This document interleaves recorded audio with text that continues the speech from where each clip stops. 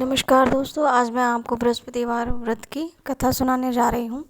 अगर आपके birth chart में बृहस्पति या गुरु ग्रह मजबूत होंगे तभी आपको धन्य और ऐश्वर्य की प्राप्ति करते हैं। तो चलिए शुरू करते हैं बृहस्पतिवार व्रत कथा। प्राचीन काल में एक ब्राह्मण था। वह बहुत ही निर्धन था। उसके कोई भी संतान नहीं थी। उसकी स्त्री बहुत ही मलिनता के साथ रहती थी। वह ना स्नान करती, ना किसी देवता का पूजन करती। प्रातःकाल उठते ही सर्वप्रथम भोजन करती, बाद में कोई अन्य कार्य करती।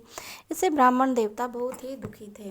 बेचारे सब कुछ कहते थे, बहुत ही कहते थे, किंतु उसका कोई परिणाम ना निकला। भगवान की कृपा से ब्राह्मण की स्त्री के कन्या रूपी रत्न पैदा हुआ और वह कन्या अपने पिता के घर में बड़ी होने लगी। वह बालिका प्रातः स्नान करके विष्णु भगवान का जप करने लगी, बृहस्पतिवार का व्रत करने लगी। अपने पूजा पाठ को समाप्त करके स्कूल जाती तो वह अपनी मुट्ठी में जौ भर के ले जाती और पाठशाला जाने के मार्ग में डालती। वहीं जौ स्वर्ण के हो जाते और लौटते समय उनको बीनकर घर ले आती थी। एक दिन वह बालिका सूप में उन सोने के जौ को फटक कर साफ कर रही थी। उसकी माँ ने देख लिया और कहा, हे बेटी, सोने के जौ को फटकने के लिए सोने का सूप होना चाहिए। दूसरे दिन गुरुवार था। इस कन्या ने व्रत रखा और बृहस्पति देव से प्रार्थना की करके कहा, हे प्रभु, मैंने आपकी पूजा सच्चे मन से की है और मेरे लिए सोने का सूप दे दो। बृहस्पतिवार ने उसकी प्रार्थना स्वीकार कर ली। रोजाना की तरह वह कन्या जौ फैलाती और जाने लगी। जब लौटकर जौ बिन रही थी तो बृहस्पति देव की कृपा से सोने का सूप मिला। उसे वह घर ले आई और उसमें जौ साफ करने लगी, परंतु उसकी माँ का वही ढंग रहा। एक दिन की बात है, वह कन्या सोने के सूप में जौ साफ कर रही थी। उस समय उस शहर का राजपुत्र वहाँ होकर निकला।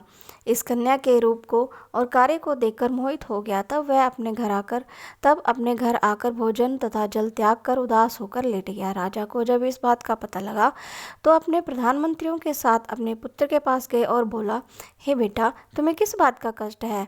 किसने अपमान किया अथवा कोई और कारण है? सो कहो, मैं वही कार्य करूँगा जिससे तुम्हें प्रसन्नता होगी। अपने पिता की राजकुमार ने सुनी तो वह बोला, मुझे आपकी कृपा से किसी बात का दुख नहीं है। किसी ने मेरा अपमान नहीं किया है, परंतु मैं उस लड़की के साथ विवाह करना चाहता हूँ जो सोने के सूप में जो साफ कर रही थी। यह सुन राजा आश्चर्य में पड़ा और बोला, हे बेटा, इस तरह की कन्या का पता तुम ही लगाओ। मैं उसके साथ तुम्हारा विवाह अवश्य ही करवा दूंगा। राजकुमार ने उस लड़की के घर का पता बतलाया। तब मंत्री उस लड़की के घर गए और ब्राह्मण देवता को सभी हाल बतलाया। ब्राह्मण देवता राजकुमार के साथ अपनी कन्या का विवाह करने के लिए तैयार हो गए तथा विधि विधान के अनुसार ब्राह्मण की कन्या का विवाह राजकुमार के साथ संपन्न हो गया। कन्या के घर जाते ही पहले की भांति उस ब्राह्मण देवता के घर में गरीबी का निवास हो गया। अब भोजन के लिए भी अन्न बड़ी मुश्किल से मिलता था। एक दिन दुखी होकर ब्राह्मण देवता अपनी पुत्री के पास गए। बेटी ने पिता को दुखी अवस्था को देखकर अपनी माँ का हाल पूछा। तब ब्राह्मण ने सभी हाल कहा। कन्या ने बहुत सारा धन देकर और अपने पिता को विदा कर दिया। इस तरह ब्राह्मण का कुछ समय सुखपूर्वक व्यतीत हुआ। कुछ दिन बाद वही हाल हो गया। ब्राह्मण फिर अपनी कन्या के यहाँ गए और सभी हाल कहा तो वह बोली, हे पिता, आप माता जी को यहाँ ले आओ, मैं उन्हें विधि बता दूंगी जिससे गरीबी दूर हो जाए। वह ब्राह्मण देवता अपनी स्त्री को साथ लेकर पहुँचे तो पुत्री अपनी माँ को समझाने लगी, हे माता, तुम प्रातः काल उठकर प्रथम स्नान आदि करके विष्णु भगवान का पूजन करो तो सब दरिद्रता दूर हो जाएगी। परंतु उसकी माँ ने एक भी बात नहीं मानी और प्रातः काल उठकर अपनी पुत्री के बच्चों का जूठन खा लेती थी।